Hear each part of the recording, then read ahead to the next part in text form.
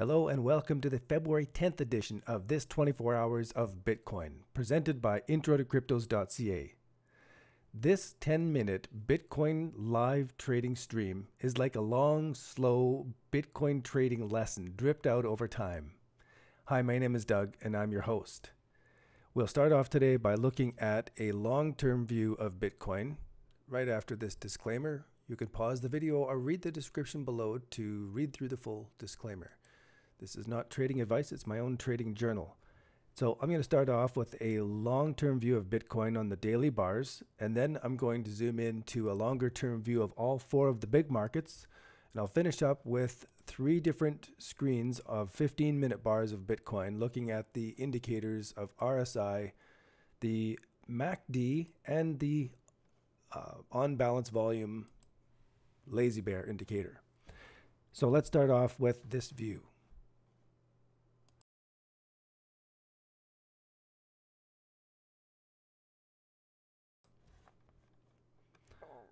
This is the one-day bar, and we're looking at the present time.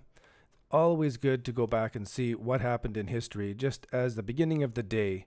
So I'm kind of thinking that we're in this kind of area of the chart where we've come down. The moving averages haven't crossed over yet. The 200-period moving average is way above us. We've got a ways to go sideways before we're going to turn around and go back into a bull market. It's not just going to turn around and blast right off from here. Not yet. We're going to have some sideways to go.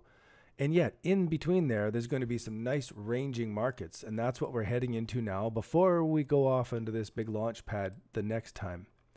So let's zoom in on this daily bar here and see where we are.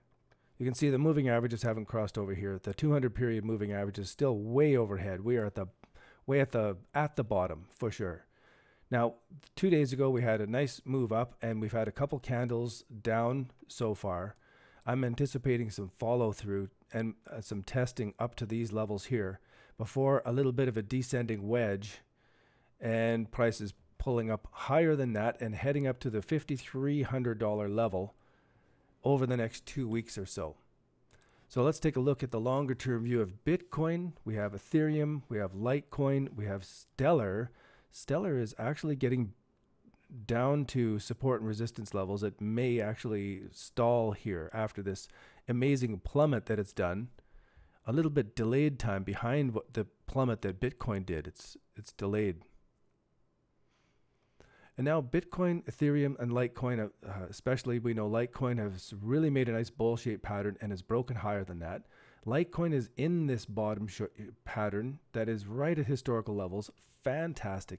Bitcoin is at these historical levels as well. So I'm anticipating a little bit of strength off of these levels.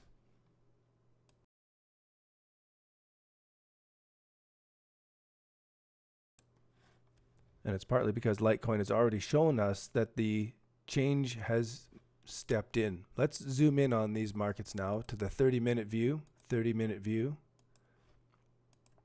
and see what's happened. So the last couple days, we are really pushing hard against this number 3 point of our larger 1, 2, 3 bottom. I think I have to zoom out a bit to show this 1, 2, 3 bottom here. We know already 1, 2, 3 bottom.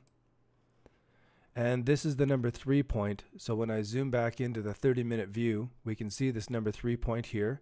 Prices burst up off of that. Now they're pulling back and relaxing. They may stay around in these areas. They may pull back a little bit. The bears may start to feel some excitement again, but I think it's all just build up for the next stage up from here. I think the momentum has changed direction, and this has been a really key break all the way along here. The only one not coming to the party is Stellar so far. So I was anticipating that this little down trip was going to be an up trip to the same style, but to the upside. That lets me think that everything's going to be pulling back a little bit before it goes higher, but still thinking it's going to go higher. And part of the reason is when I zoom into these three indicators, I'm looking to see what's going on with the RSI. Is there a divergence for me? Now, some of the questions I have is, what would you be talking about the RSI right here? What are some of the things that catch your eye on this 15-minute bar RSI? Because, of course, I have my own ways of trading it that I've learned and practiced and seen the correlation over time. But if there are things that you're seeing here, I'd like to know.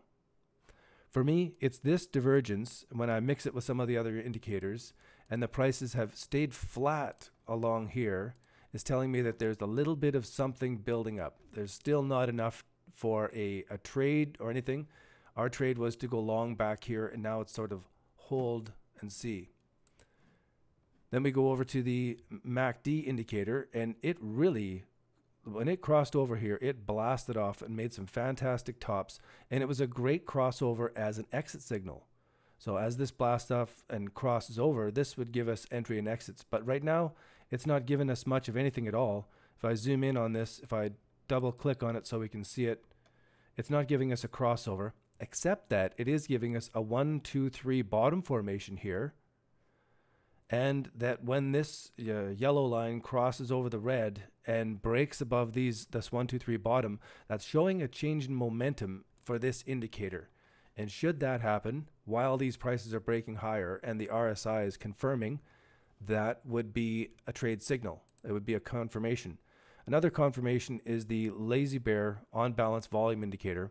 We can see that it was building to positive for quite a bit before the big break, and there was a lot of volume on that. Then we've had a volume in the sell, volume in the sell, volume in the sell, all similar amounts. And then this latest sell, we had a much smaller volume. So now when this changes to positive, that's going to be another add-on to the buy signal. So that'll confirm that we are moving on now to a higher level.